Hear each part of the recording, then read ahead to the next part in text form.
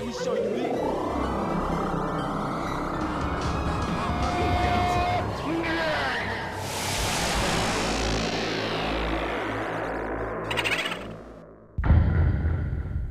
Con la salida de Red Dead Redemption 2, en el año 2018, los jugadores se encontraron frente a un vasto y rico mundo, repleto de historias y secretos para ser descubiertos.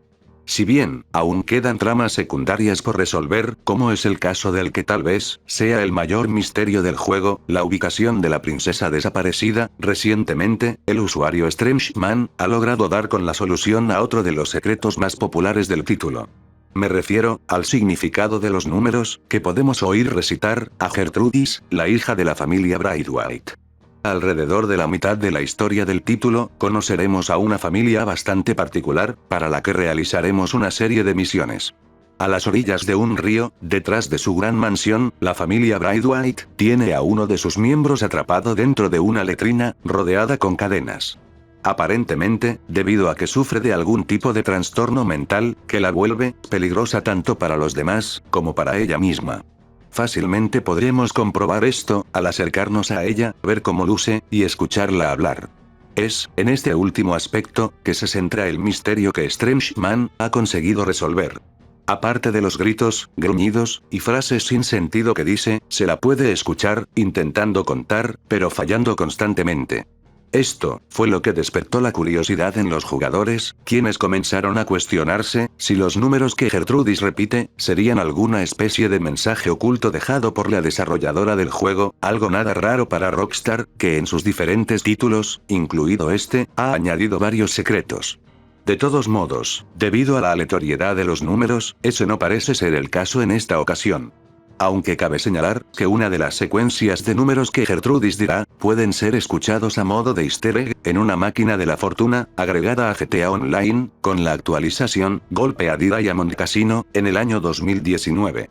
Además, en caso de escuchar la secuencia completa, pues, la máquina nos la dirá en 3 mensajes diferentes, será posible ingresar estos números en nuestro teléfono, y así, llamar a Madame Nazar, personaje de Red Dead Redemption 2, en quien se encuentra basada la máquina.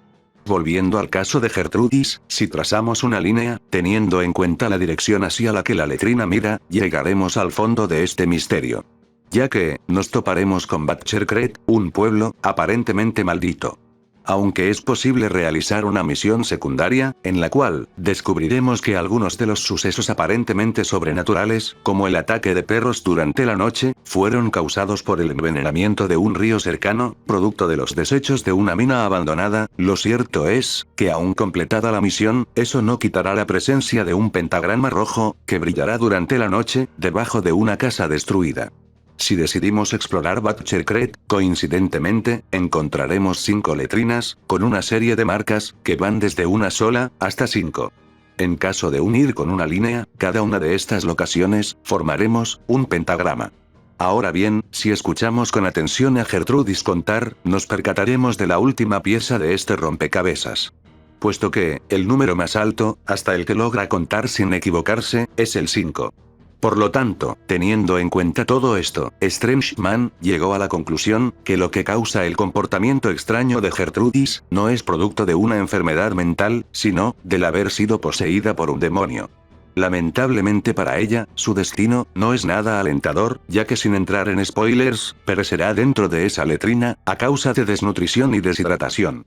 Por último, dentro de una cantina de Saint-Denis, podremos encontrar una fotografía de ella, antes de haber sido poseída, lo que desacreditaría algunas de las primeras teorías de este caso, que apuntaban a que sus características físicas, eran producto de una condición de nacimiento.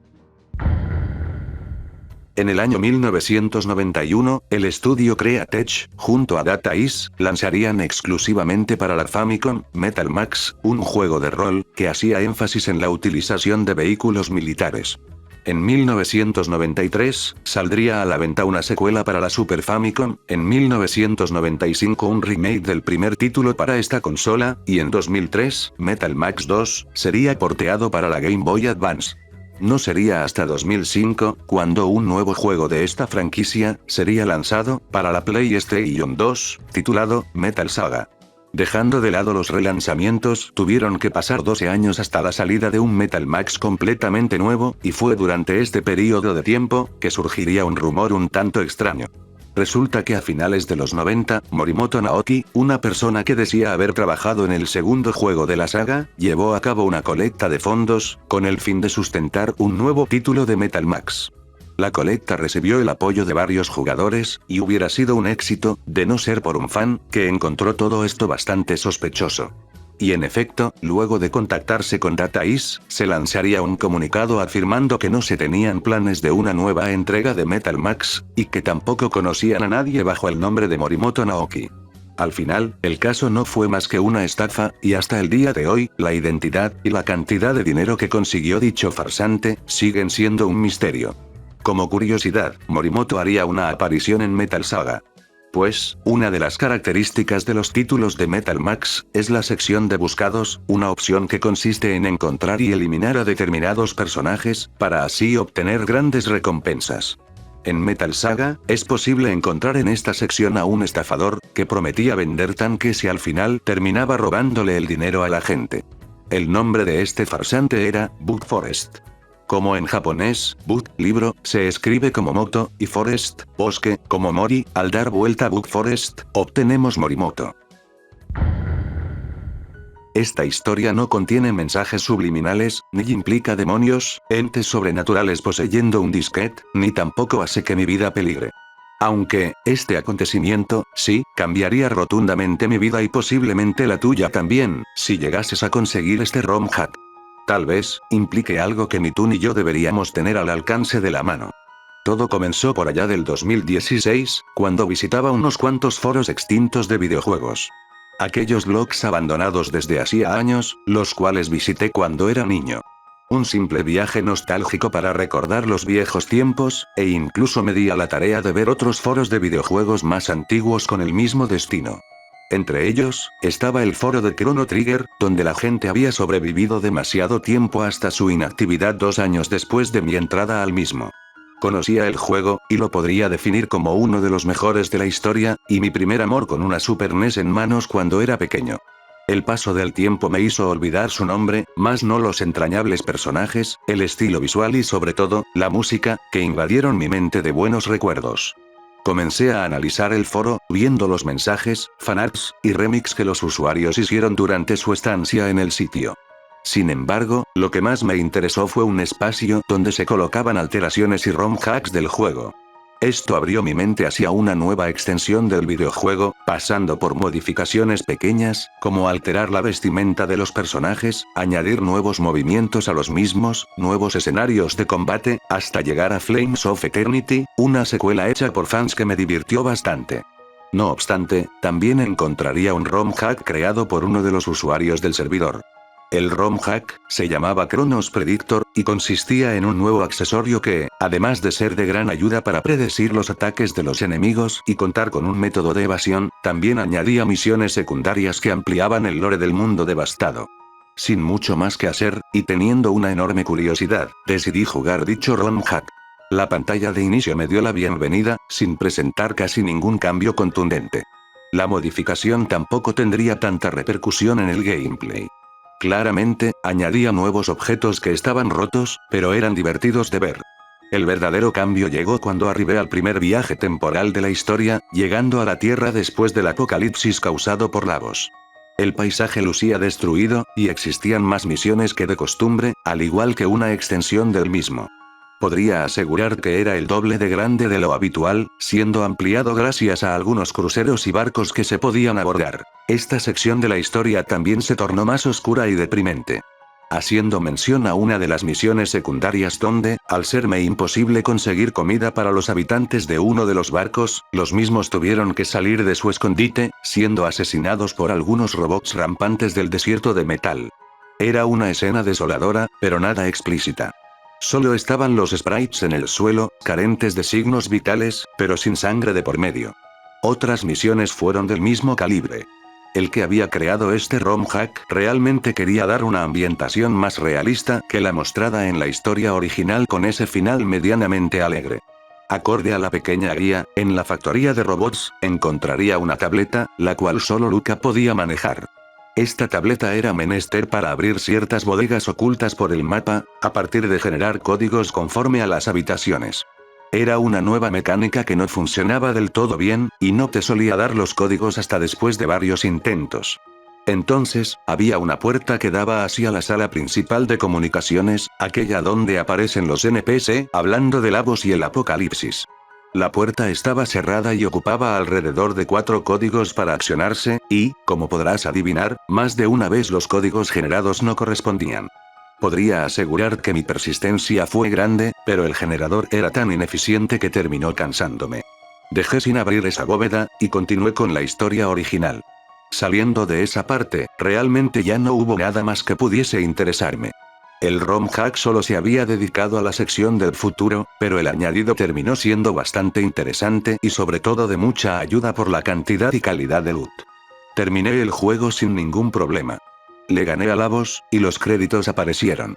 Aunque, la parte final dejó un mensaje justo cuando terminaban los créditos. Un código apareció el tiempo suficiente para poderlo anotar en un papel. Una vez presioné A, desapareció y nuevamente la pantalla de inicio hizo acto de presencia. Evidentemente, esto no era parte del producto original, y lo único de las modificaciones del ROM hack, pertenecían a Chrono Predictor, por lo tanto, deduje por dónde iban los tiros. Por fortuna, había guardado la partida tras muchos intentos de códigos en las puertas de aquella bóveda. Lo que no sabía, era si funcionaría la clave, si el final no era desbloqueado. Para mi suerte, después de poner el código innecesariamente largo, la bóveda se abrió. La habitación era aquella donde se muestra la destrucción que provoca Lavos en la cinemática del apocalipsis, y en ella un guardia yacía en el suelo. Aunque solo quedaba un esqueleto y su ropa. Hubo una cinemática, en la cual, Luca fue directo hacia el tablero, intentando hacerlo funcionar. Esta máquina parece tener registro de los sucesos que preceden a nuestro tiempo. Sigue funcionando. Pero necesita una contraseña. Posteriormente, apareció otra caja de texto. Introduzca una fecha válida de registro. La caja de texto arrojó ahora un texto modificable. Esta contaba de 2 dígitos, un slash, otros 2 dígitos, slash, y 4 más. El problema era, que no tenía un código como tal. Nuevamente, comencé a probar y probar. Primero con fechas aproximadas a los eventos importantes de Chrono Trigger que podían entrar, y luego improvisando otros que distaban por cifras ridículas, como la época prehistórica. Entre intentos e intentos, terminé mirando la hora de mi ordenador, y puse la fecha que indicaba. Código autorizado. La pantalla mostró una cifra de números, y posteriormente, me permitió poner una fecha. El valor había acertado con el número de día en el cual estaba jugando, cosa que no me parecía raro. Había ciertos juegos que tenían un sistema en tiempo real los cuales te permitían acceder a ciertos eventos, no obstante, no sabía que era posible introducir este sistema en un videojuego de la Super Nintendo. Para probar, coloqué una fecha al azar, 17 de diciembre de 1986. Ha sido asesinado un director importante de una editorial. Era obvio que la noticia no era del mundo de Chrono Trigger. De inmediato, abrí una pestaña en el ordenador, y busqué la fecha que había colocado al azar. El primer resultado arrojado por el navegador fue la misma noticia dicha en el juego. Quedé ligeramente sorprendido por tal acontecimiento, pero, la persona escéptica que era me impidió dar por sentado, que tal juego pudiese, como diría su título, predecir dicho suceso. La explicación más certera era el hecho de que el propio juego accedía a internet por medio de algún virus en el ROM hack, y arrojaba el resultado de la fecha escrita. Probé una vez más, otra fecha al azar, y la noticia fue la correcta. Desconecté el internet de mi ordenador, y corrí de nuevo el emulador con el juego. Me pidió una fecha, y anoté la más sonada en mi mente. 11 de septiembre de 2001. Atentado en las Torres Gemelas, Estados Unidos llora las pérdidas. El resultado me dejó frío. Comprobé que el internet estuviera desconectado varias veces, y sí, lo estaba. Me tomó unos momentos reponerme de tal suceso. En realidad, este ROM hack tenía el poder y la memoria de acceder a tantas noticias acorde a las fechas que se pusieran, aunque, aún no había comprobado del todo bien. Debía ver más, seguí viendo las noticias que arrojaban cada una de las fechas que podía escribir. Una tras otra, los resultados eran correctos. Fue entonces que me vino una idea a la cabeza: anotar una fecha lejana en el futuro. Escribí una no muy lejana, para comprobar la veracidad del predictor. 23 de junio de 2016. ¿Estás seguro de tu búsqueda? Ese simple texto me hizo helar la sangre aún más, y hacerme dudar de lo que estaba haciendo. Pero, no podía evitar quedarme con la duda. Debía resolver esto. Después de presionar la opción sí, apareció el resultado. Inglaterra comenzará el referéndum para salir de la Unión Europea. La noticia fue simple y directa, sin dudar para nada. La seguridad del predictor decía que en menos de una semana aquello ocurriría. Entonces, solo me senté, e intenté seguir mi vida como si ese suceso jamás hubiese ocurrido. Pero la realidad me golpeó el rostro cuando desperté por la mañana. El predictor había acertado. Inmediatamente volví a mi ordenador, y cargué el juego donde lo había dejado. Justo delante del tablero, aún con la conmoción del momento, me senté a reflexionar sobre mi siguiente paso.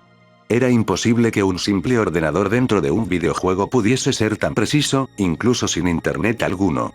Entonces, me decidí a poner una fecha que había pensado, mas no tuve el coraje de escribirla. 23 de agosto de 1989. Es la fecha de tu nacimiento, Demian. Inmediatamente, cerré el ordenador, y desinstalé el juego de todas las maneras que pude. Mi paranoia llegó a tal punto, que decidí formatear el computador y no volverlo a tocar nunca jamás. Pasaron algunos meses después de lo ocurrido, y mi vida logró normalizarse. Tuve una paranoia tremenda durante ese largo periodo de tiempo, hasta finalmente, superar aquel suceso. Fui con un amigo para volver a ser funcional el computador, y solo me costó algunas cuantas monedas y una pizza de por medio. Después de hacerle un análisis de seguridad, por si acaso, la PC tuvo actividad nuevamente. Solo habían quedado algunos cuantos archivos importantes, y el sistema operativo funcionaba sin problemas. Una vez se fue, fui a poner una USB, que tenía con un respaldo de los archivos recuperados tras la desinfección, obteniendo de nuevo mis pertenencias digitales variadas. Entonces, con cierto temor, si esa es la palabra adecuada, volví de nuevo a aquella carpeta donde se alojaba el hack ROM. Ahí seguía.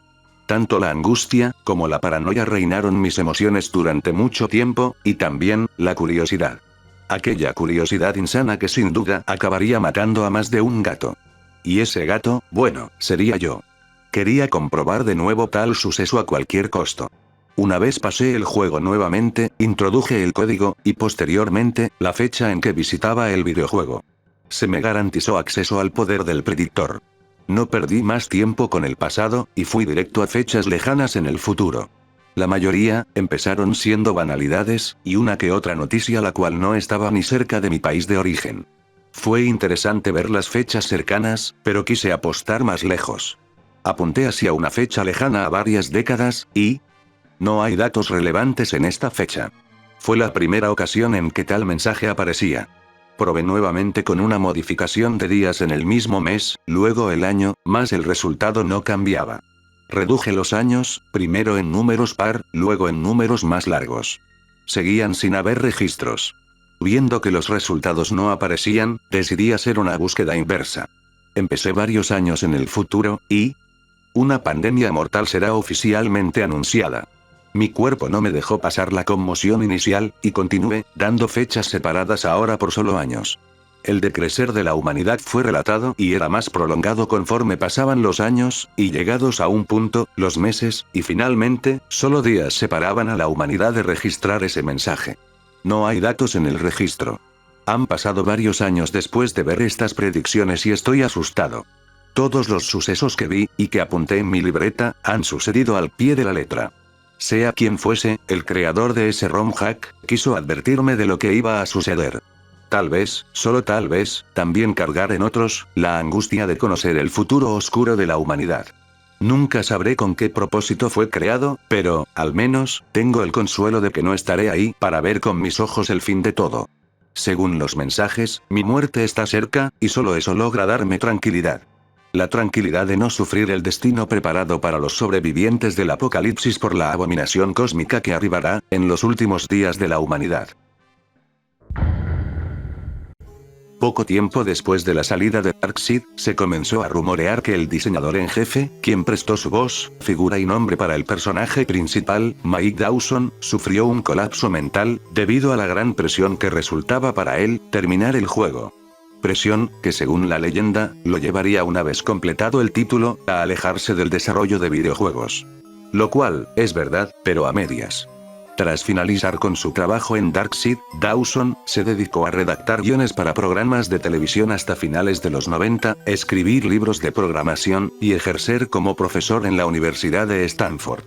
En una entrevista llevada a cabo en el año 2006, por la extinta web Gamasutra, se le preguntó al propio Main respecto a esta leyenda, a lo que respondió, que nunca la había escuchado, y que no tenía idea de dónde había salido. El 28 de septiembre de 2018, se publicaría en el tablón X de 4chan, una imagen, donde se veía, la parte delantera de la carátula de un supuesto juego de terror, proveniente de Alemania, llamado, Volanaway 2. De acuerdo a Michael, el creador del hilo, se había topado con el título, un año atrás, mientras se encontraba buscando y probando sus antiguos juegos, para venderlos que funcionaran. Tras hallar Volanaway 2, y buscar información al respecto en Google, no obtuvo ningún resultado. Con el fin de saber más del título, creó varias publicaciones, en los diferentes tablones de la página. Según Michael, no había ninguna historia aterradora detrás del juego, y él, solo quería saber si existían otras personas que lo conocieran. En un posterior comentario, mostraría una imagen de la carátula completa, en la que podía leerse lo siguiente. Volanaway, el más nuevo juego de terror, traído a ustedes por el productor Martin Kahle, y el director de arte Andreas Schachtenbeck. Con una historia increíble, y una jugabilidad clásica, queremos hacerle sentir miedo al jugador, de una forma que nunca antes se ha visto. Cabe aclarar, que este mensaje se encuentra mal redactado, probablemente, debido a ser pobremente traducido al alemán. Respecto al productor y director de arte, no es posible encontrar información en internet de ellos. Si leemos en la parte inferior de la contraportada, podremos encontrar el nombre de una empresa llamada Mann Corporation, que aparentemente posee los derechos del título, junto al año 2000. Aunque Mann Corporation existe, es una empresa fundada en 2004, cuya área de trabajo se encuentra totalmente alejada al ámbito de los videojuegos.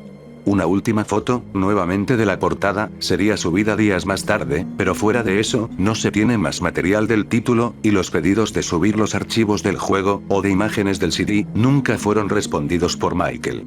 Para comprobar la veracidad del título, un usuario contactó con la USK, la Organización de Clasificación de Videojuegos en Alemania, cuyo logo puede ser visto en la portada. Al preguntar si Volanaway 2 se encontraba en su base de datos, recibió una respuesta negativa. Dicho todo esto, lo más probable es que el juego nunca haya existido, y tal vez, fue un intento de juego de realidad alterna, que no fue llevado a cabo, o simplemente, una broma. Como mencioné en la parte 3 de videojuegos polémicos, tras la salida de Barbarian, The Ultimate Warrior, en el año 1987, el juego sería fuertemente criticado, debido a la modelo presente en sus afiches publicitarios, y el contenido violento del título.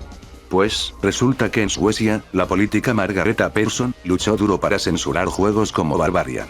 Y, en una entrevista dijo que los jóvenes, disfrutaban de títulos donde se los recompensaba con puntos, por mutilar, torturar y violar.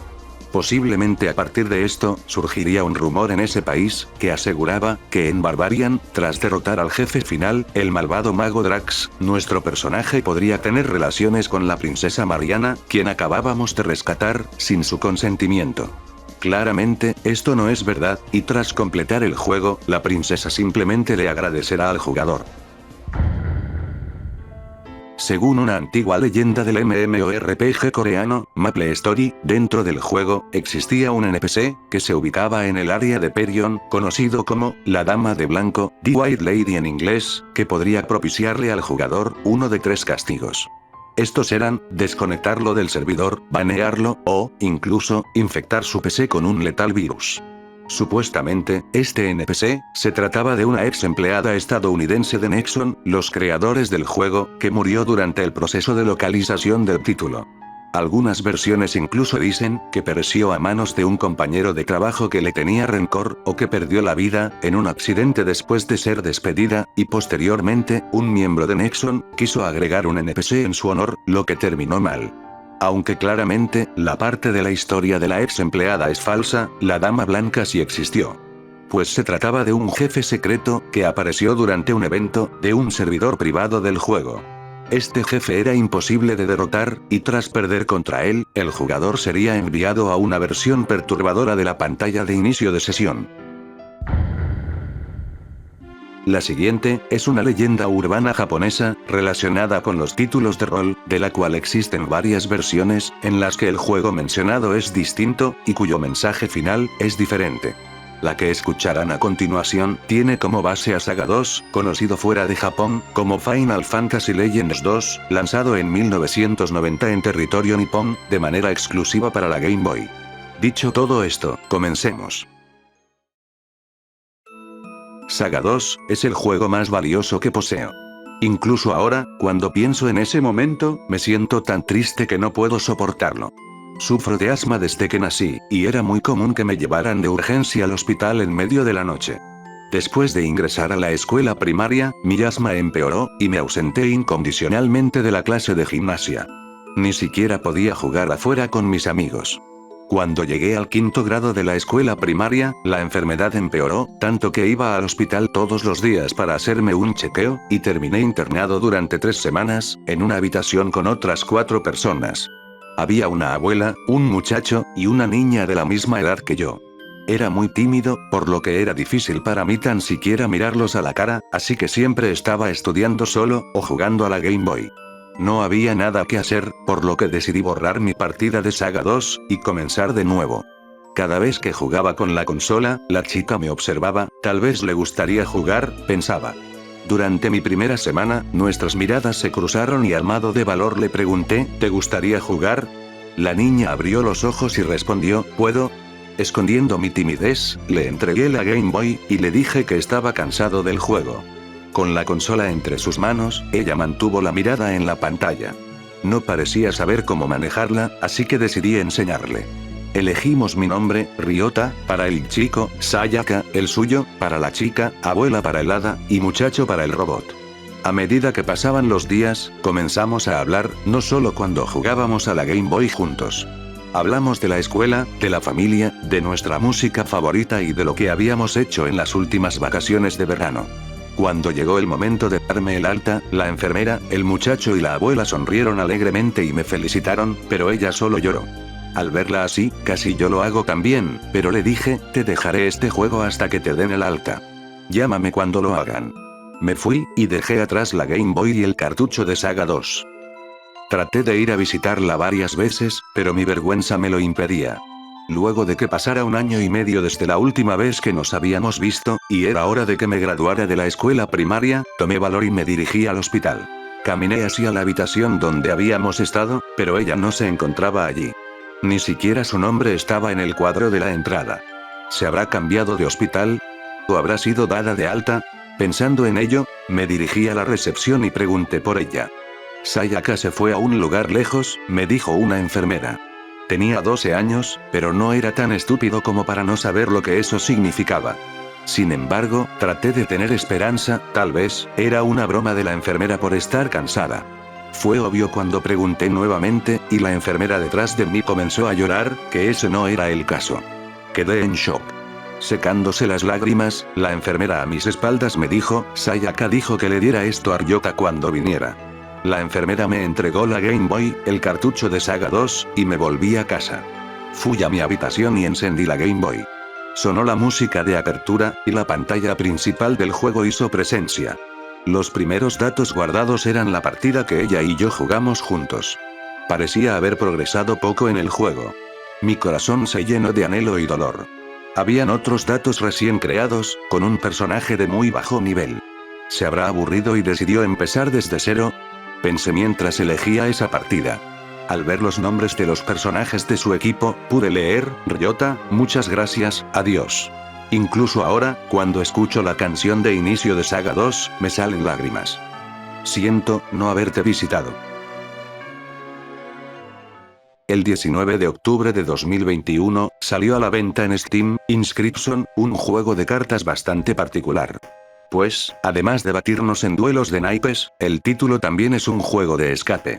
Ahora bien, lo curioso y enigmático de Inscription, nos lo encontraremos a lo largo de la aventura, al escuchar sobre archivos ocultos, conocidos como los datos antiguos, y, tras completar cada acto, una serie de videos, algunos, con cadenas de texto en código binario, que muestran una realidad más allá del propio juego, que se conecta directamente con la nuestra. Yo soy Nicolás Loquendero, y en este nuevo especial de mitos y creepypastas de videojuegos, ahondaremos en Inscription, y su juego de realidad alternativa.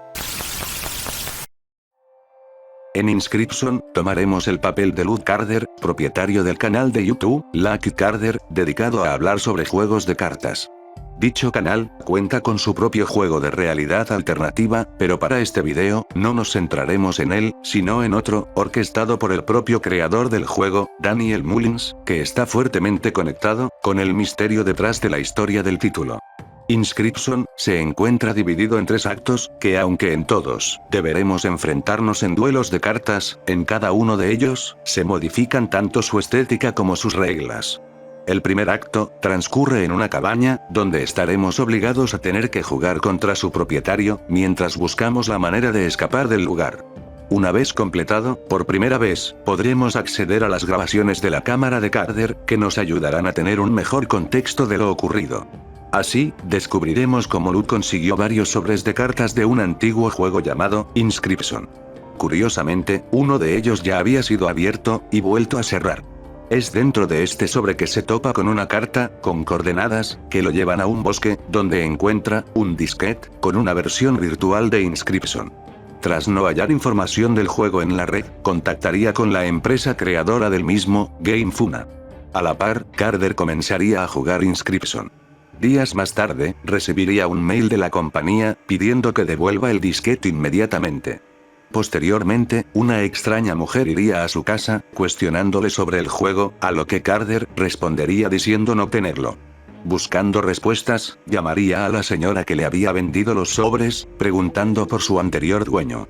Ella le contaría que era propiedad de su hija, Casey, quien trabajaba para GameFuna, y había fallecido, durante un incendio en la compañía. El segundo acto, nos presenta a los escribas, los creadores de las cartas, cada uno, con una manera diferente de producirlas. Los cuales son, Grimora, Leslie, P03, y Magnificus. En este acto, tendremos el objetivo de derrotar a los 4, para así, tomar el lugar de uno de ellos. Pero esto, se ve frenado, cuando, aun habiéndolo realizado, P03, cambia las reglas del juego, con el fin de cumplir su malévolo plan, la Gran Trascendencia. Con esta parte de la historia explicada, ya podemos comenzar a hablar del secreto que este juego esconde. La primera pista, que nos ayudará a revelar este misterio, se halla al final de uno de los videos de la cámara de Luke, en el que se puede ver un papel con 3 códigos. El primero, es una referencia a Mycologist, un jefe secreto del acto 3, el cual, tras derrotarlo, fusionará 2 de sus cartas, creando así, una completamente nueva, con una larga serie de números. De estos números, solo nos interesan los 12 primeros. El segundo código, se encuentra en los créditos. Entre los responsables de los modelos 3D, se ubica Luis Natas, creador de un modelo llamado Viper. Debajo de él, hay un link a su página de Sketchfab. El cual, no funciona, pero, los jugadores detrás de este misterio, se percataron que los primeros 9 caracteres, coincidían con la segunda pista. Por último, en el acto 2, existen 2 cartas, que son las 2 mitades de el óvulo. Si ambas son invocadas en una partida, se fusionarán, formando una nueva carta, que puede ser ofrecida a un ser, que nos dará una llave para volver a encontrarlo en el acto 3. En caso de hablar con él, mientras jugamos teniendo una resolución de pantalla, angosta, con barras negras arriba y abajo, es decir, letterbox, se mostrará otro código. ¿Pero para qué sirve todo lo descubierto? Bueno, al comienzo del acto 2, si en el momento en que Inscription se reinicia para volverse un juego en 2 dimensiones, se presiona las teclas Ctrl+C, será posible abrir la interfaz de línea de comandos. Ahora, se debe escribir cd, old data, luego, decryptlog.txt, y por último ingresar el código. A continuación, veremos una conversación, donde se menciona la encarcelación de una persona bajo el nombre de Barry Wilkinson, y también se hace referencia a alguien llamado Kaminsky. A su vez, en esta conversación se encuentran entre signos de mayor y menor, letras, números y símbolos. La primera serie hace referencia a un evento especial del juego, más precisamente al 167. Este número debe ser añadido a la lista de eventos completados dentro del archivo de guardado del juego, y a su vez, debe modificarse la línea Bone Lord Puzzle Active de false, falso, a true, verdadero. Ahora, iniciado el juego, se debe interactuar con una calavera, que dará un nuevo código. Volviendo a los otros dos de la conversación, en uno de los videos de la cámara, se puede ver a Luz viendo algo en su computadora, y debajo del monitor, 4 papeles con símbolos en cada extremo, junto al número 3 y la letra K al medio. Lo que se encuentra observando, es la página de Wikipedia de uno de los juegos de cartas más antiguos, Karnoffel. El código Karnoffel es algo a lo que se hace referencia en el juego, mencionado por algunos personajes, como algo sumamente aterrador. A partir de los papeles, y comparando las cartas de Karnoffel con las de Inscription, se llegó a la solución de que durante el acto 1, se debían invocar, un Daus, un dios mantis, un rey rata y otro Daus, en el tablero. Esto produciría que se mostrara la palabra stop. La otra parte del mismo código, for, si la damos vuelta, quedaría roof, techo, y está relacionada con la cabaña del acto 2. En este caso, se debe tener en cuenta los 3 números en el suelo, junto a una serie de tablas que no están presentes en el techo, lo que dan como resultado, el número 27.341. La última parte del código, se encuentra en el acto 3. Los pitidos que se escuchan durante la batalla contra uno de los jefes, el archivista, son mensajes en código Morse, que deletrean Bigid. Además, en el mismo acto, se puede encontrar un cofre que emite una luz, como si una nueva carta de juego se encontrara allí. Dichos destellos de luz, revelan otro mensaje en Morse, no chance. Al unir todo esto, se obtiene un nuevo código, que puede ser usado en la interfaz de línea de comandos. Aunque antes, se debe usar el primero, guardar el archivo log.txt, y recién decodificar usando el segundo código. Nuevos caracteres aparecerán en los signos de mayor y menor. En la primera parte del código, puede leerse, Back to the beginning, volver al comienzo. Esto hace referencia a lo que sería las bases de Inscription, Sacrifice Must Be Made, un título de no más de 15 minutos, donde debíamos ganar un juego de cartas, para no morir de inanición. Semanas antes del lanzamiento de Inscription, se actualizó la página itch.io de Sacrifice Must Be Made, con la denominada, versión original del juego. Si en dicha versión, creamos un archivo de texto, nombrado cipher.cipher, y dentro escribimos el segundo código resuelto, tras terminar el título, obtendremos una serie de caracteres, que son la solución de la primera parte. Para resolver la segunda parte, hay que volver a los videos de Carter. Allí se mencionan varias cartas y juegos ficticios. Una de ellas es Julius Caesar, del juego, Aqua Romance. El nombre de una colección de cartas personalizadas, creadas por Daniel Mullins, desarrollador de Inscription. Estas cartas, estaban basadas en Smash Up, y fueron compartidas en la página Board Game Geek. Entre sus creaciones, se encontraba una llamada, Manatee Anthony. Para resolver este código, solo había que cambiar Manatee por Anthony, y agregar el signo de numeral para la letra que faltaba. El último código era un poco más difícil de resolver. Catch Monsters, es otro de los juegos de cartas que Carter menciona, creado por Mullins, que no logró cumplir su meta en Kickstarter. Beer Chicken, es un monstruo del título, el único con la habilidad, Pacifism, que tiene la misma cantidad de letras que Beer Chicken. Con esto lograrían resolver la primera parte del código. Para la segunda, 52-57M, sería captada como una referencia a Beneath the Surface, un título de pesca, creado por Daniel, relacionado con otros juegos de realidad alternativa.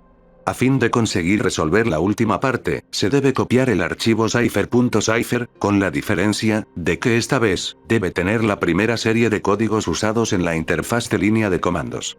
De manera aleatoria, al pescar entre los 56 a 57 metros de profundidad, puede ser capturado, un disque rojo, que aparecerá con el mensaje, quién sabe qué secretos podrían estar inscritos en él, con alguna de sus letras, cambiadas por símbolos y números. Esto daría por resuelto los códigos, pero antes de continuar, creo que es necesario comentar el final del juego. El plan de P03, la gran trascendencia, era publicar su versión del juego de cartas en una tienda virtual, pero dicho objetivo es prevenido por Carver, junto a la ayuda de los 3 otros escribas. Una vez detenido, Grimora decide eliminar todos los archivos del juego, quedando únicamente los datos antiguos. los cuales contenían información confidencial que tras conocerla, hacen que Carter decida destruir el disque de una vez por todas.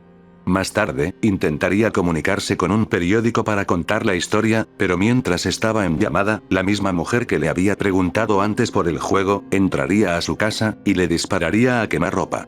¿Qué fue lo que Carver encontró para terminar así?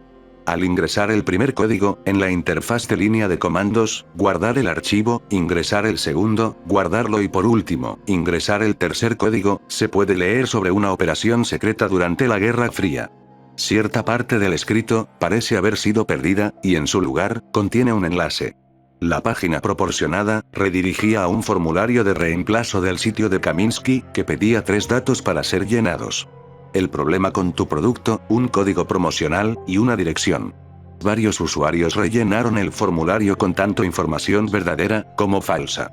Pronto el sitio fue dado de baja, y cambiado por un mensaje amonestando a la gente y diciéndoles que simplemente esperaran. Paralelamente, 2 seguidores del caso decidieron investigar las coordenadas mencionadas en el juego, lo que los llevaría a una ubicación en Stanley Forest, cerca de Vancouver, en Canadá.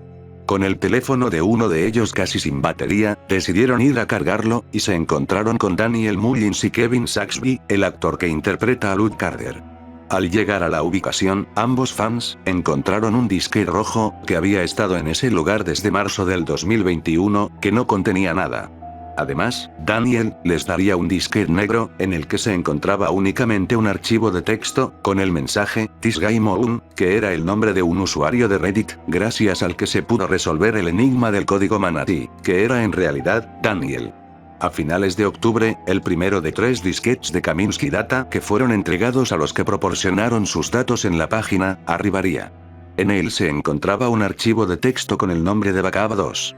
Dentro, se hallaban 3 columnas de texto, la primera, era parte de una ID, de un video de YouTube, la segunda, otra pista de un código de 3 partes, y por último, un mensaje que fue rápidamente descubierto, como, The End. Si bien, tan solo se tenía 1/3 del código de 3 partes, la gente comenzó a elaborar teorías y probar posibles soluciones al cifrado, logrando finalmente dar con la respuesta correcta. La última parte de log.txt se encuentra en ruso. Al traducir y combinar en el orden correcto el resto de pistas, obtenemos lo siguiente. 30 de abril de 1945.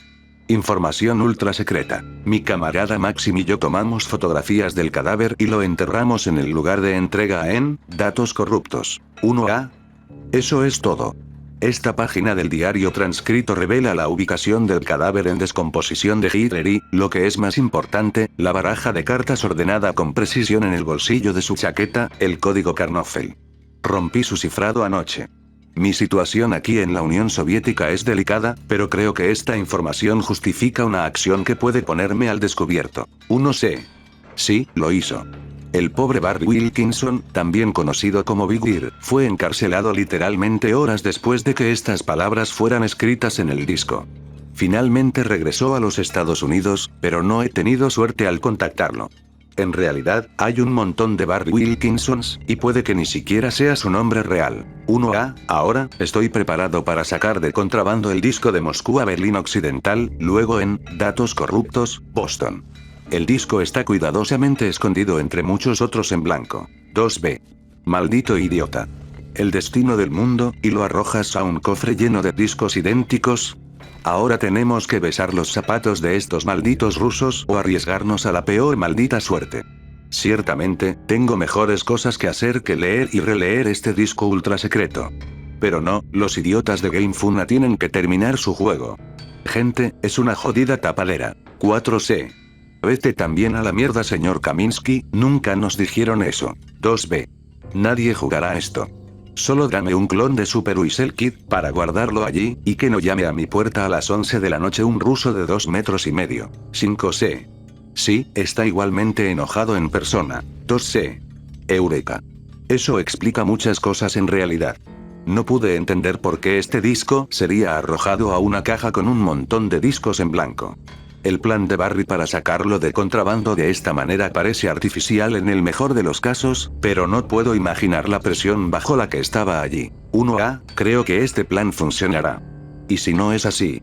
Mejor perder estos antiguos datos, que darle a los soviéticos la oportunidad de usarlos. Actualmente estamos esperando más instrucciones en una taberna local, jugando mucho Durak, acompañado de unos vasos de vodka. 2A. Qué apropiado. 3C. De hecho, Barry, estamos llenos y satisfechos, pero no dijimos una palabra sobre el trabajo que hemos hecho hoy. Sentimos que nos acercamos al final de un viaje tan largo. 1B. No pude descifrar ese cifrado. Ni siquiera debería estar intentándolo, pero ¿qué puedo hacer para matar el maldito tiempo? Ahora todo parece más claro, aunque aún hay preguntas sin responder. Durante el acto 3, se puede interactuar con un personaje, que a cambio de pieles de conejo, nos mostrará una de 5 cartas del tarot, con información de la creación del juego. Él mencionará a alguien llamado Blue Man, que visitó Game Funa durante la creación de Inscription. También hará alusión a algo llamado Triángulo, que parece haberle infundido poder al título. Casey, una desarrolladora de videojuegos, aparentemente descubrió los datos antiguos y aprendió mucho sobre ellos, y usó los poderes del triángulo para ayudar a crear el juego. No está del todo claro qué hace el código Karnoffel, pero parece que Casey descubrió algo en ellos, que no debería haber hecho. Posiblemente, encontró algo maligno, y decidió esconderlo, lo que daría como resultado que fuera silenciada. De todos modos, siguiendo otras teorías, tal vez quien acaba con Luz, es la misma Casey, que aún sigue viva. Respecto a los escribas, el contenido de los datos antiguos, parece ser, lo que les ha dotado de conciencia propia, y gracias a esto, son capaces de entender que se encuentran dentro de un juego, y a su vez, del peligro que reside en él. Por eso, Grimora decide eliminar el juego, para evitar que su contenido sea subido a la red, aunque dicho plan, si bien parece detener a P03, no consigue destruir los datos antiguos, permitiéndole al final a Luz, acceder a ellos. Con la llegada de los últimos 2 disquetes, se pudo obtener la ID de YouTube, que redirige a un video oculto en el canal Kaminsky MFG. Donde se revela que P03 logró publicar Inscription en una tienda virtual, Steam en este caso, y lo que jugamos, se trata de esa versión.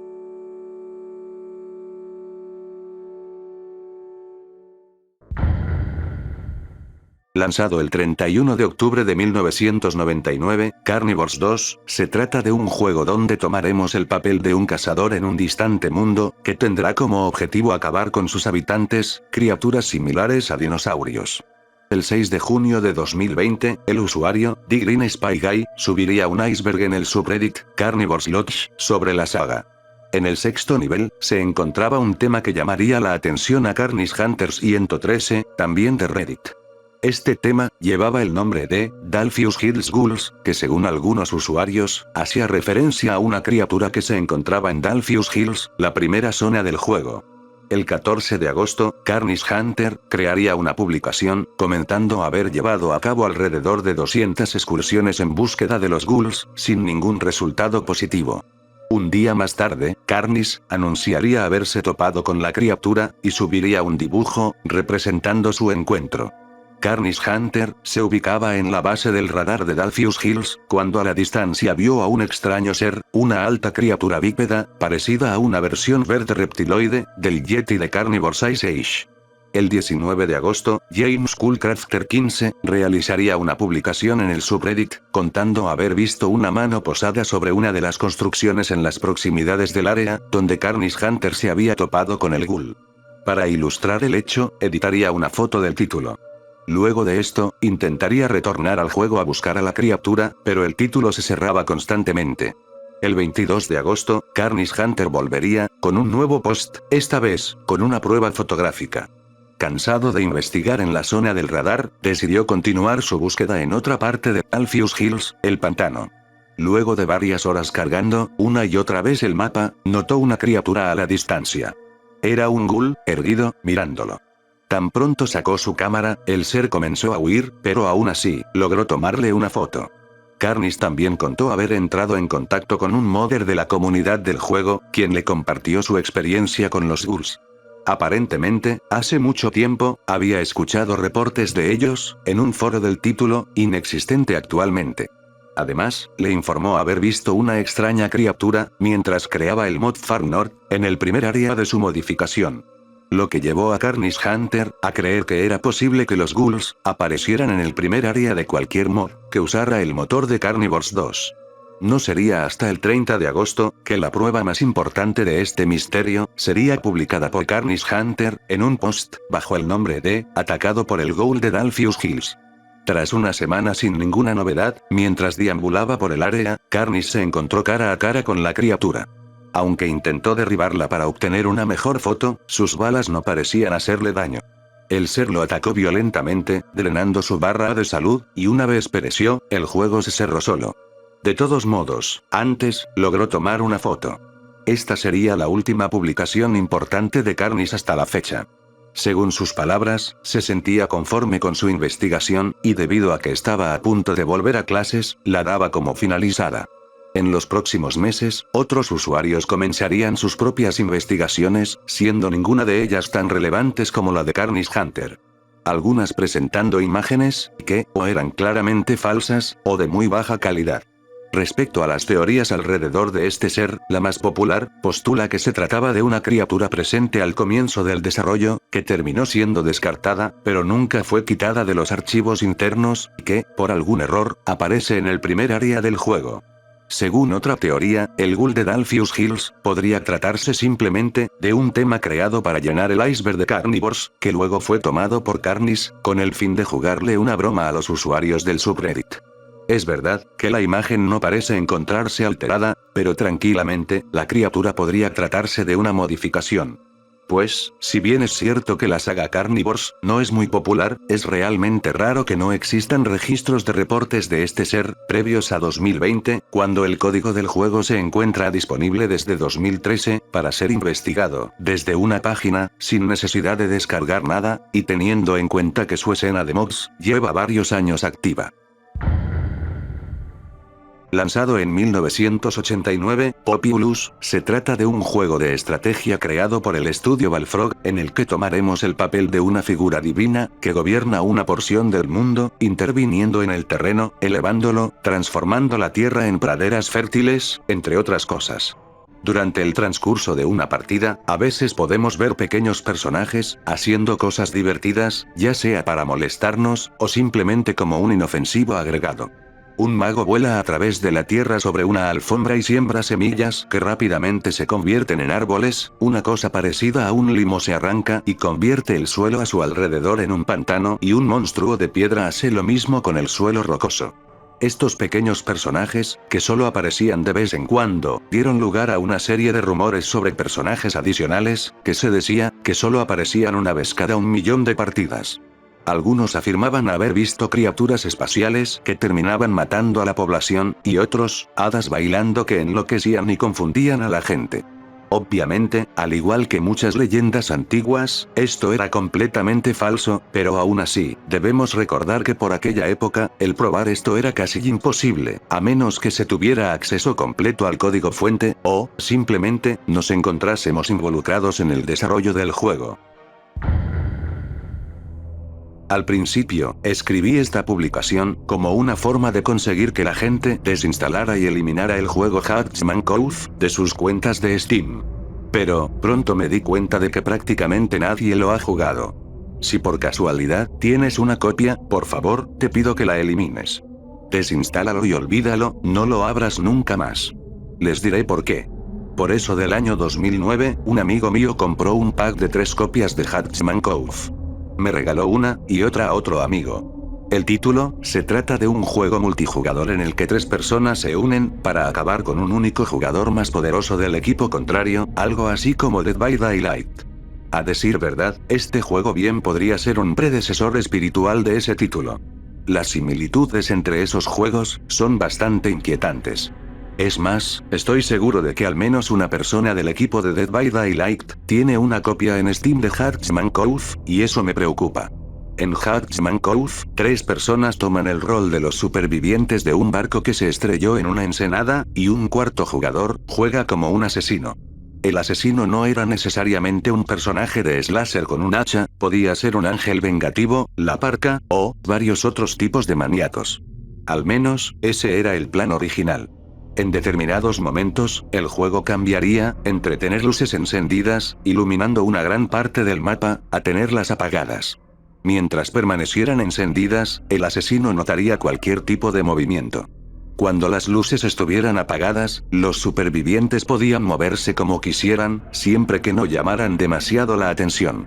Podían tender trampas para retrasar al asesino o sabotear las luces para conseguir más tiempo. El asesino, por su parte, debía agarrar a los supervivientes y ahogarlos en un pozo situado en el centro del mapa.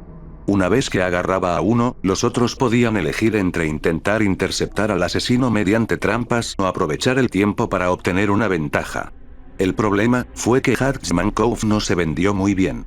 Los desarrolladores tuvieron algunos problemas legales con su editor, que estaba furioso porque habían cancelado un acuerdo de exclusividad con OnLive, un servicio de juego en la nube, que fracasó estrepitosamente.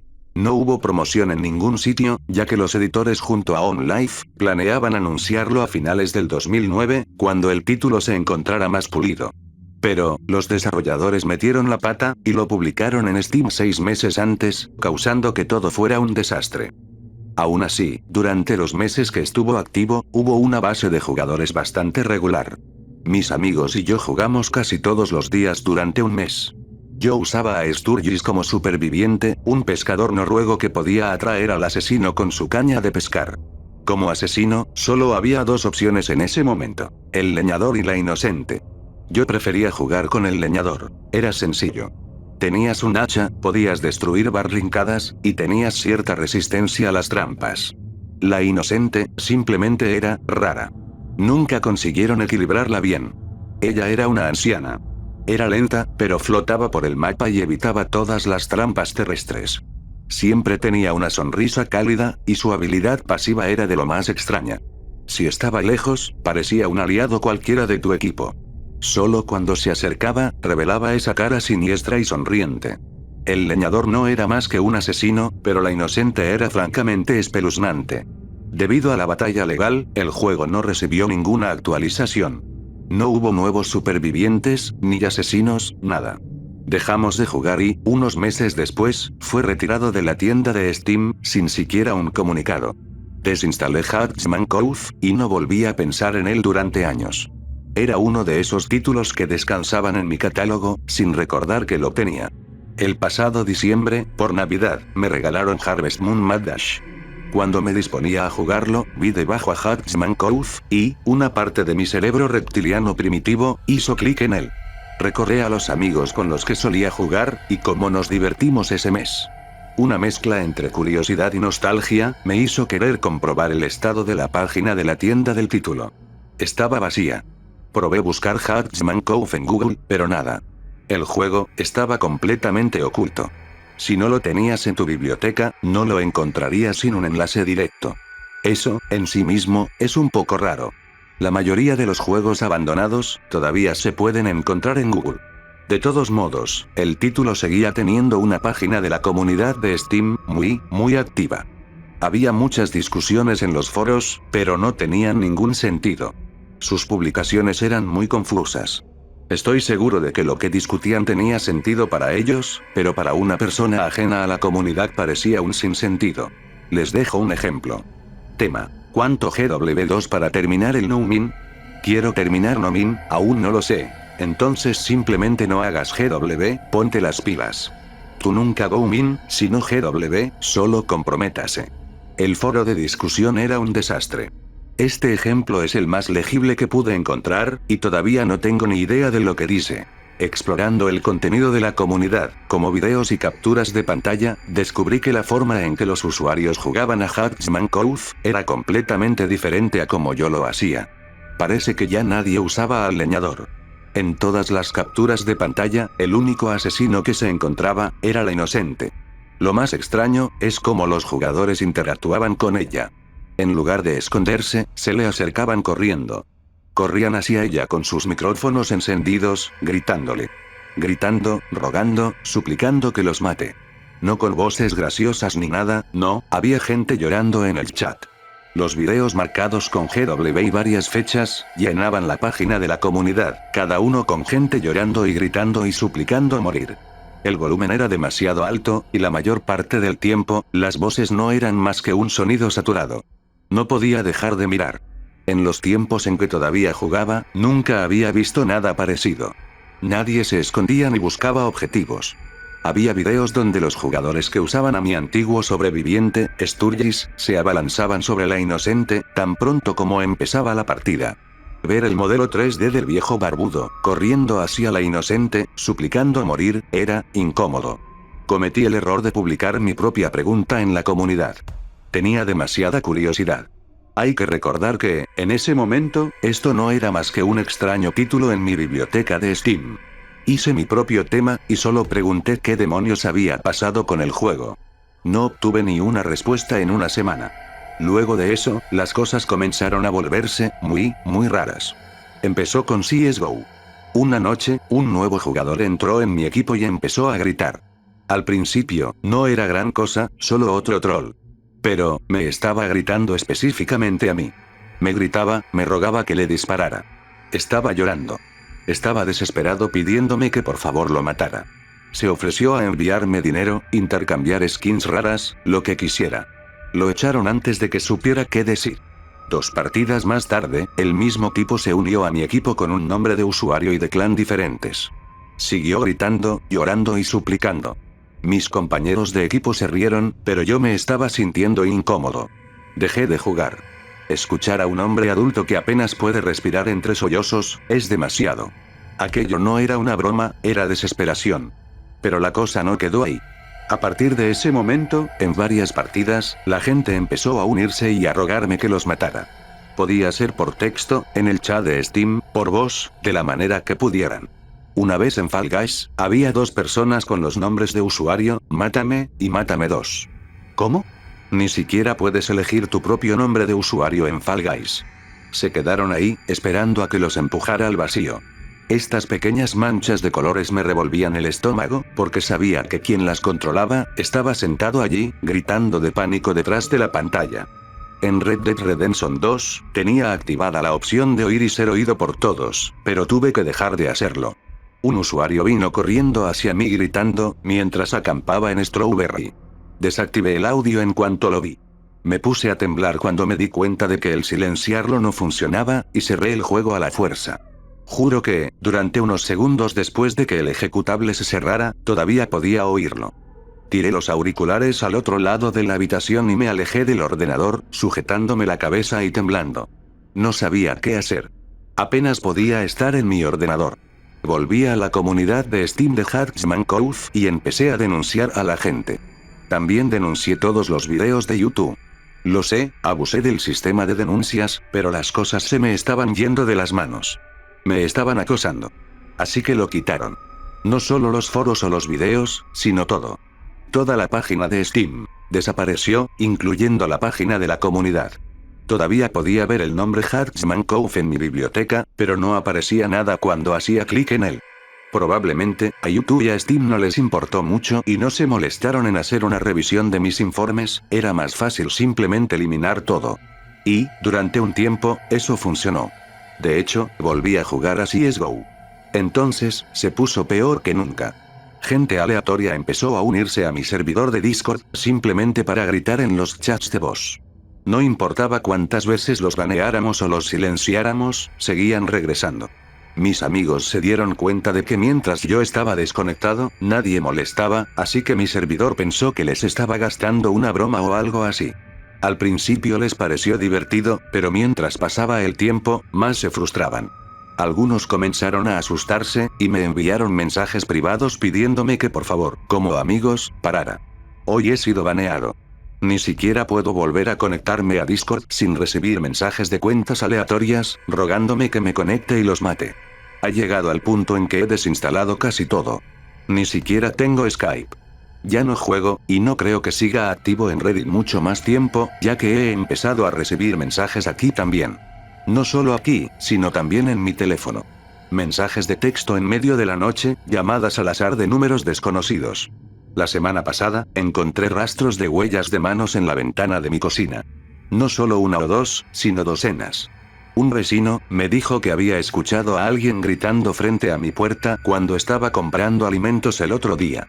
Estoy pensando en llamar a la policía, pero no sé qué decir. Ni siquiera sé si estoy en peligro. No puedo quitarme de la cabeza el rostro calmado de la inocente. Sueño que me pregunta, sin mover su arrugada y vieja boca, si quiero que todo termine. Y le digo que sí. Me dirijo a ella, vestido como el viejo Sturgis, de pie junto a los demás con mi caña de pescar. Primero le pido que acabe con todo, pero los otros hablan más alto y ella no me oye. Entonces se lo vuelvo a pedir, intentando hablar por encima de los demás. Pronto me encuentro gritando. Todos gritamos, cada vez más fuerte, rogando, suplicando, llorando por su atención. Todos queremos que se detenga y ella se niega a hacerlo. En lugar de eso, se limita a sonreír, guardando una especie de hermoso secreto detrás de sus ojos pixelados y muertos. No sé qué es, pero lo quiero. Empiezo a entenderlo, pero al mismo tiempo me da asco. Por favor, aléjate de Hacksman Cove. En el Halloween de 1998, varios salones arcades estadounidenses recibieron la llegada de Carnival, un título en 3D, de disparos sobre rieles, con gran contenido violento, publicado y desarrollado por Midway Games.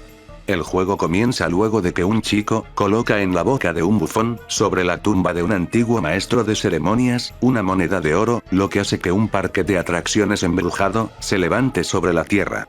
Ahora, él y sus amigos, atrapados dentro del parque, deberán eliminar a toda clase de seres espeluznantes. Según su diseñador, Jack Jaeger, las ventas del título superaron a las de Mortal Kombat 4. Por esto, se pensó en realizar una atracción en 4D, y crear un juego original, inspirado en el mundo de Carnival, para consolas de sobremesa, pero finalmente, ninguna de las dos ideas se materializó. El 13 de enero de 2020, un usuario de 4chan, en el tablón X, Paranormal, publicaría una historia, revelando un secreto muy oscuro de Carnival. Según este usuario, el juego había sido desarrollado principalmente por un culto pagano celta de derecha, y estaba destinado a ser parte de una serie de complejos rituales para Samhain, el festejo que daría origen a lo que conocemos hoy en día como Halloween.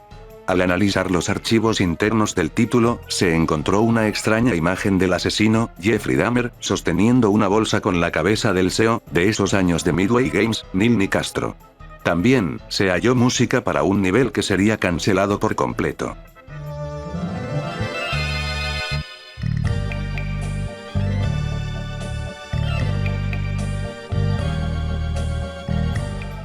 El tema, que suena como una canción romántica, y su nombre de archivo, Túnel Cero, podrían indicar que pertenecería a un segmento basado en la atracción El Túnel del Amor.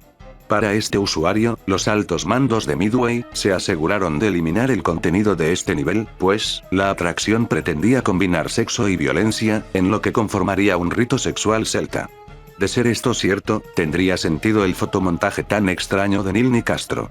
La presencia de una imagen del personaje Sailor Júpiter, dentro de los archivos sin usar de Carnival, y que al final se agradezca en los créditos a otro personaje de esta serie, la princesa Serenity, también tendría una razón de ser.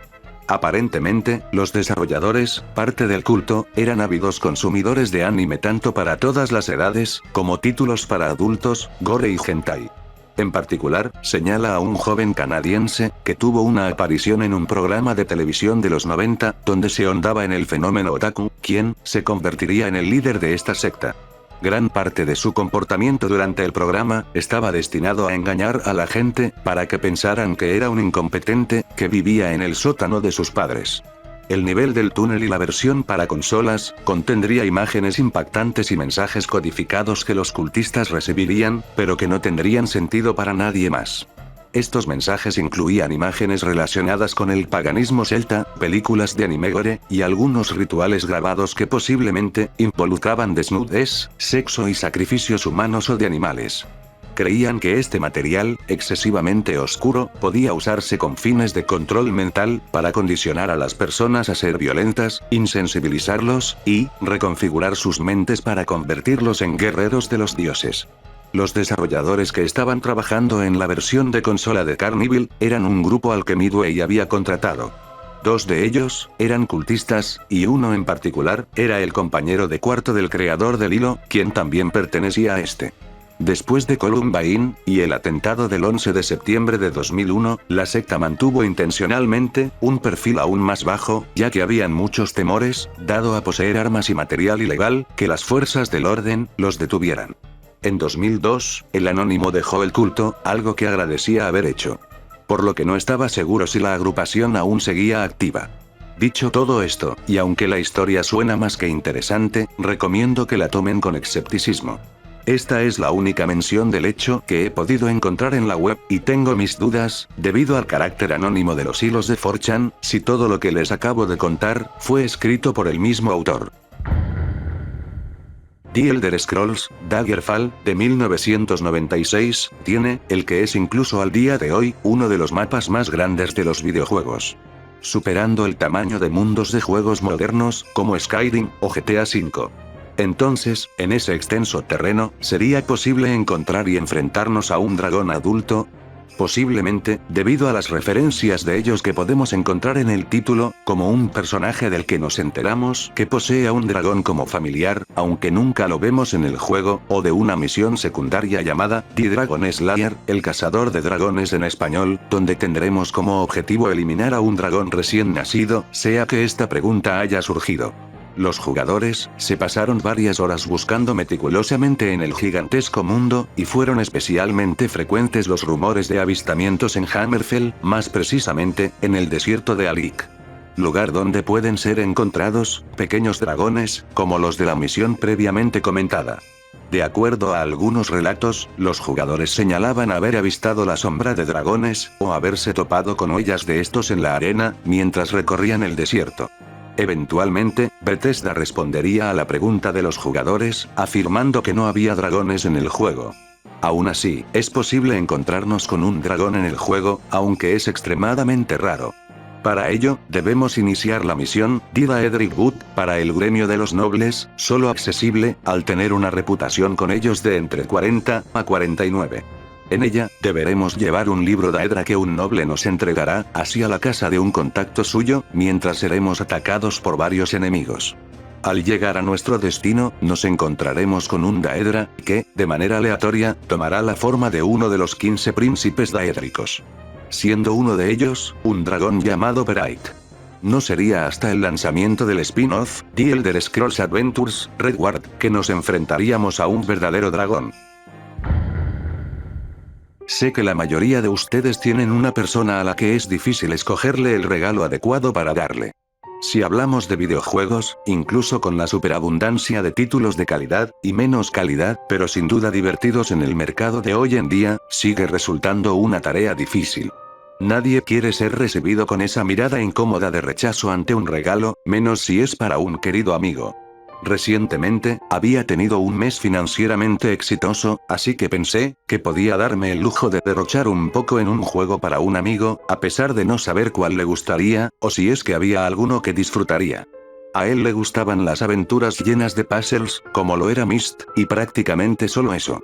Cuando llegó la muerte de ese género, también lo hizo su interés por los videojuegos. Entre mis amigos, seguíamos intentando que volviera a su vieja afición, y ocasionalmente, lo invitábamos a jugar con nosotros, pero ninguno de los títulos le resultaba interesante. Finalmente, nos dimos por vencidos, los juegos modernos no eran para él, y eso estaba bien. Tal vez, si quería regalarle un juego, debía buscar uno de esos que ya no se hacían a menudo. Pensé en comenzar mi búsqueda en algunas tiendas digitales especializadas en títulos independientes. Lo sé, las posibilidades de comprar algo horrible o incompleto son bastante altas, pero habían muchos juegos desarrollados por aficionados que eran divertidos, encantadores, creativos, quizás un poco simples en términos de jugabilidad o contenido, pero poseían la chispa, que creo que a mi amigo lo harían volver a interesarse por los videojuegos. Entonces, encontré Tunnels, el trabajo de Vinefronts, un estudio compuesto tan solo por un dúo de hermanos. Al principio, no parecía gran cosa. Los gráficos eran definitivamente una copia de algún juego de finales de los 90, con fondos pre-renderizados, ciertamente bonitos, y objetos interactivos superpuestos. Me resultó suficientemente interesante como para darle una mirada, y más cuando vi que el precio era $3.50. Todavía no se habían dejado reseñas, lo que hizo llamar más mi atención. ¿Por qué no probarlo? Si me gustaba, se lo regalaría a mi amigo, y escribiría una buena reseña. Terminé comprándolo, y luego de descargarlo, empecé el juego. No había menú, opciones, o la capacidad de guardar o cargar partida, el juego comenzó tan rápido como inicié su ejecutable. Tunnels simplemente inició en un túnel, una especie de excavación arqueológica. Podía mirar hacia todas las direcciones en tiempo real, era como estar viendo una imagen en 360 grados. Esta era una característica que me fascinó. Especialmente, por lo hermoso del mapa. Probablemente, te estés preguntando cómo un túnel lleno de polvo puede ser hermoso, pero simplemente no lo sé. Tal vez era por no haber jugado un juego de este estilo en años, o por la genial atmósfera que los efectos de sonido proporcionaban. Para avanzar, tenía que hacer clic en el camino. Al dar mi primer paso, un menú apareció. Mejor tarde que nunca, supongo. Inmediatamente, fui recibido con un cuestionario. ¿Cuál de los siguientes te atrae? Y debajo, una lista de postres. Cliqué en pastel. ¿Prefieres quedarte en casa o salir? Elegí salir. ¿A dónde te gustaría ir? ¿Al parque, a una bahía, a las montañas, a un bosque, a un hospital de investigación? Tenía muchas ganas de elegir la última opción, pero seleccioné a un parque. La penúltima pregunta era, ¿te gusta la arqueología?, con una respuesta de sí o no. Seleccioné sí. La última pregunta fue, ¿te estás divirtiendo? El responder preguntas se me estaba haciendo molesto, pero aún así, elegí que sí. El cuestionario se dobló como papel y desapareció en la distancia. Al perderlo de vista, me percaté que el icono de una mochila marrón apareció en la esquina derecha de la pantalla. A lo largo del túnel, se encontraban colocados varios artículos. Fragmentos de cerámica, libros quemados, antiguas herramientas. Se podían investigar y añadir a la mochila que funcionaba como inventario, pero no parecían hacer nada, lo que comenzó a frustrarme. Habré pasado unos 20 minutos, avanzando en el túnel y examinando los objetos que encontraba. Entonces, llegué al final. Había una máscara, una de esas máscaras funerarias tribales, de cerámica blanca, con manchas azules. Parecía la cara de una mujer bastante vieja con el rostro arrugado. Una placa debajo de ella, decía que era la dama gris. La tomé. A pesar de mi sorpresa inicial ante un objeto nuevo, no pude encontrar nada que hacer con ella, y pronto comencé a sentir que había experimentado todo lo que Tunnels podía ofrecer. Regresé al comienzo, a ver si salían los créditos o algo por el estilo. Pude escuchar un ruido, que me recordó al sonido de un mecanismo. Hice que mi personaje mirara hacia atrás. Aparentemente, nada había cambiado en el entorno, pero sabía que algo había hecho ese ruido. Pasé un tiempo examinando cuidadosamente la máscara, cuando, nuevamente se oyó el mismo sonido, y la parte inferior de la máscara se abrió, revelando un compartimiento oculto, con un pastel, dulces y chocolate. Con el cursor, arrastré los artículos fuera del compartimiento. Debajo estaban varios documentos, que hablaban de la dama gris con cierto detalle. Su vida, su muerte en el bosque, cómo fue percibida como protectora de los niños y un espíritu regional. Ahora estábamos llegando a alguna parte. Volví a donde hallé la máscara, y la coloqué en el pedestal. El pedestal se hundió en el piso, y, detrás se reveló un pasadizo hacia un bosque. Di un paso hacia el exterior, y pronto fui cegado por el sol. Luego, la pantalla se oscureció, y un menú con el título del juego hizo presencia. Debajo, solo habían dos opciones, un icono de papel similar al de las preguntas, y un pequeño icono con una máscara marrón. Emocionado, intenté elegir el primero, pero no ocurrió nada. Seleccioné el icono de la máscara. Aparecí de vuelta en los túneles, observando el mismo pasadizo donde me encontré al iniciar el juego. Dar un paso hacia adelante provocó que se mostrara el cuestionario nuevamente, pero ahora, con diferentes preguntas. Aparentemente, esto era lo más importante que había en Tunnels, las respuestas que daba, crearían diferentes historias. Esta vez, las preguntas eran sobre actividad física. Deportes, pasatiempos recreativos, la distancia más larga jamás caminada. Esta última era bastante curiosa, porque contaba con una línea arrastrable, que llegaba hasta las 10.108 millas. Los rellené al azar y obtuve la misma experiencia que antes, al menos, hasta llegar a la máscara de la dama gris. Al tomarla, y abrir el compartimiento secreto, noté que había sido cambiado. En su interior, se hallaban frascos de pastillas usados y un cuchillo.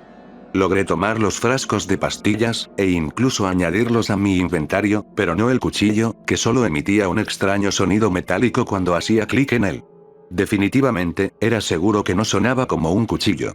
Al seleccionar el frasco de pastillas en el inventario, los túneles desaparecieron, y reaparecí en un laberinto de nuevos túneles, todos iguales. Se podía caminar en varias direcciones, pero ninguna de ellas parecía llevar a algún lado.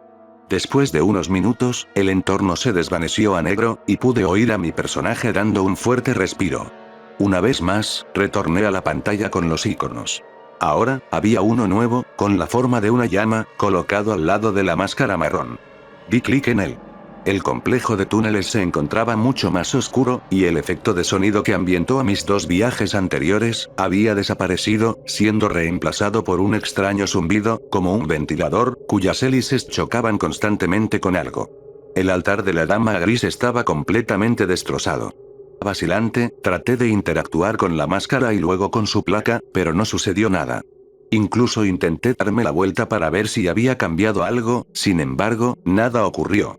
Sabía que debía haber algo más, así que comencé a cliquear desesperadamente las paredes de la recámara. Para mi sorpresa, el juego emitió el mismo sonido extraño del cuchillo, y el altar que difícilmente sostenía la máscara, se hundió girando hacia el suelo. Delante mío, se abrió un pasadizo, que conducía a un santuario. Gigantescos calendarios de piedra se alineaban en el techo, o al menos, creo que eso era lo que eran. En el centro de la habitación había una enorme estatua que no reconocí, no era la dama gris. Tal vez, me había perdido de algo. Había múltiples áreas en la estatua con las que podía interactuar. Las manos de la mujer, sus ojos y sus cuernos. Diría, que sus cuernos eran tan altos, como parecía ser mi personaje. Pero, debió haber un límite de tiempo, porque mientras investigaba el lugar, abruptamente, perdí el control de mi personaje, y un nuevo cuestionario, se me fue presentado. Se me preguntó si prefería estar feliz o triste, si me gustaba más el calor que el frío, estar en grupo o solo. Ni siquiera pude completar la maldita cosa, porque el cuestionario se cerró, y fui dirigido a la pantalla principal. Un nuevo icono se agregó, era una pintura de algún tipo. Cliqué en ella. Estaba de regreso en el laberinto de túneles. Contaba en la mochila con el cuchillo que antes no pude tomar, y en la parte superior izquierda de la pantalla, se había agregado una barra de salud, que parecía haber sido robada de otro juego. El sonido de respiración que antes había escuchado, ahora se reproducía en bucle. Desconozco si provenía de mi personaje o de algo más. De ser este último el caso, no pude encontrarlo, o no pudo encontrarme a mí.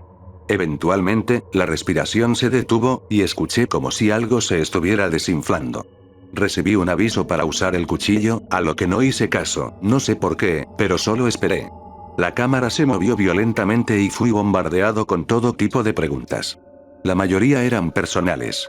Mi peso, si era hombre o mujer, qué nombre de una lista amaba más y cuál odiaba más, si había trabajado alguna vez para una rama de las fuerzas militares, a qué grupo dentro de una lista de edades pertenecía, etc. Respondí a todas ellas, incluso las que preguntaban cosas vergonzosamente personales. Una vez terminé apareció la pantalla de título. Uno por uno, los iconos se borraron solos, y el juego se cerró. Esa había sido una experiencia corta, pero me dejó perplejo. No lograba entender qué era lo que exactamente había jugado. Así que decidí tratar de contactar a Vinefronts, sus autores. No estoy seguro con cuál de los dos hablé, o si tal vez lo hice con ambos. Fue una conversación rara. Hola. Hola, gracias por jugar a Tunnels, ¿qué te pareció? Hola, lo siento, no escribo muy rápido. Lo disfruté, pero fue breve. No estoy seguro de cuál es el objetivo de todas esas preguntas. ¿Podrías explicármelo? El cuestionario añade un valor extra de rejugabilidad y una sensación de emoción a la experiencia de juego. Hay muchas cosas ocultas interesantes en el juego. ¿Las encontraste todas? ¿Podrías decirme qué fue lo que más te afectó? No, no lo creo, lo siento. Probablemente la sensación de claustrofobia, de estar en un lugar en el que no debería estar, supongo. ¿Qué tipo de lugar de los siguientes dirías que te recuerda a Tunnels? ¿Una caverna, un ático, una zona de guerra, un manicomio? ¿Con quién estoy hablando? Se estaban tomando unos minutos en responder. Hasta ahora, me habían escrito a una velocidad ridículamente rápida, es decir, no hubo demora entre mis preguntas y sus respuestas. Que tardaran ahora, me hizo pensar que se habían enojado, o que tenían algún problema con su conexión. Algo, que comencé a dudar cuando obtuve sus respuestas. Disculpe, esa no fue la pregunta que hice, ¿podría intentar decirme a cuál de los anteriores lugares le recordó? Una zona de guerra. Gracias. Estamos tratando de que la experiencia se sienta auténtica. Es difícil, ya que somos solo nosotros dos. ¿Estarías dispuesto a participar en un estudio clínico para mejorar la calidad del juego? No, gracias. No, gracias. Estamos muy contentos de que hayas disfrutado nuestro juego. Gracias por jugar. Pensé que eso era todo, pero no estoy seguro de qué sucedió exactamente luego. ¿Alguna vez ha sido llevado a un consejo de guerra? ¿Recibió una baja deshonrosa o una baja honorable? ¿Estaría dispuesto a testificar en un jurado de sus pares? ¿Alguna vez has tenido creencias que podrían considerarse dañinas para ti, tus compañeros o tu país? Lo ignoré, y Bainfront se desconectó. Le envió una copia de Tunnels a mi amigo. Él no pudo acceder al juego, y al día siguiente, había desaparecido de la plataforma en donde lo compré. El misterio en sí se volvió más interesante que el título, pero eventualmente, comencé a olvidarlo, hasta hace poco, cuando encontré varias de las preguntas, palabra por palabra, en el examen psicométrico, que me tomaron para ingresar a un trabajo. Busqué nuevamente Tunnel en Google, pero nada. Probé entonces, buscar juegos que tuvieran preguntas parecidas, y me topé con varias publicaciones en foros, más que particulares. Si bien, ninguna describía un juego de túneles, e incluso el género del título variaba, todas coincidían con lo mismo. El juego era un título indie, con una serie de preguntas, que lo alteraban, en base a las respuestas que uno proporcionaba, y, que aproximadamente, luego de una hora, se cerraba, haciendo imposible volver a abrirlo, o descargarlo nuevamente. Un usuario incluso comentaba haber descubierto que muchas de las preguntas, errores ortográficos y gramaticales incluidos, se habían extraído completamente de un test de personalidad.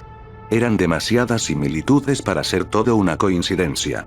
Pero, si hubo algo que me hizo estar seguro que ellos habían tenido una experiencia igual que yo, fueron los testimonios que reflejaban lo artificial que se sintió el haber hablado con sus creadores, cuyo nombre cambiaba en cada caso. No todos habían chateado en tiempo real como lo había hecho. Quienes no se comunicaron directamente, recibieron mensajes a sus correos, con preguntas sobre su experiencia de juego. Habré leído unas 10 publicaciones de este tipo, cuando me topé con una noticia que había sido publicada tan solo unas semanas atrás. Documentos recientemente filtrados, redactados hace 4 años atrás, por agencias de seguridad de los Estados Unidos, junto a organizaciones de espionaje del Reino Unido, explicaban el problema que representaban los servicios de juegos online, ya que se tenía conocimiento de su uso por parte de grupos peligrosos, para facilitar su comunicación. Asimismo, se enumeraban las ventajas que proporcionaban, al poder ser usados, para obtener elementos que permitieran identificar y crear una imagen de la vida social de una persona. Pero lo realmente aterrador para mí, era el plan que se explicaba, que sería llevado a cabo, a modo de prueba, dentro de los próximos 5 años. Se hablaba de redes de inteligencia artificial, que se encontrarían desplegadas en las plataformas de venta online de videojuegos más populares, tanto, para que actuaran como si de otros jugadores se trataran, como para crear y publicar sus propios videojuegos, basados en las búsquedas e intereses de un usuario, o de grupos, seleccionados al azar. Todo esto, realizado junto a las tiendas, e incluso, recibiendo el apoyo de importantes compañías del sector. Los juegos debían ser experiencias que pudieran recopilar la mayor cantidad de información del jugador, para que luego, pudiera ser comparada con datos obtenidos de fuentes oficiales, de redes sociales, y otros medios. Los métodos en los que la información sería recolectada, variaría, dependiendo de la red, explicando que algunas reaccionarían de manera más agresiva, brindando experiencias cortas, que realizarían preguntas directas al jugador, y otras, más largas, que le presentarían sutilmente problemas morales, que funcionarían para analizar su psique. Uno de los servicios de inteligencia que el artículo mencionaba, decía no negar, ni confirmar lo ocurrido, y que todo el trabajo de la organización se había llevado a cabo de acuerdo con un estricto marco legal, y de políticas que garantizaban que sus actividades habían sido autorizadas y necesarias. En este punto, me he estado cuestionando alejarme del mundo de los videojuegos. Y, el intentar iniciar una nueva afición junto a mi amigo, no suena como una mala idea.